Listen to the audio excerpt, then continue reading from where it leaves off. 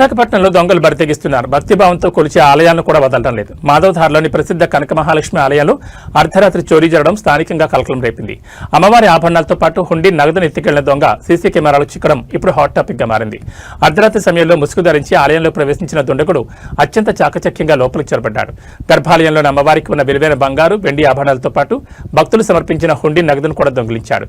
చోరీ చేసిన సొత్తును అంతా ఒక మూటగా కట్టుకున్న దొంగ వెళ్లేటప్పుడు ధైర్యంగా ముసుగు తీసి అక్కడి నుంచి పరారయ్యారు. ఈ దృశ్యాలని ఆలయ ప్రాంగణంలోని సీసీ కెమెరాలో స్పష్టంగా రికార్డ్ అయ్యాయి. సీసీటీవీ ఫుటేజ్ ఆధారంగా నిందితుని గుర్తించే పనులు పోలీసులు నిమగ్నమయ్యారు. ఆలయ పరిసరాల్లో నిఘా పెంచాలని స్థానికులు డిమాండ్ చేస్తున్నారు.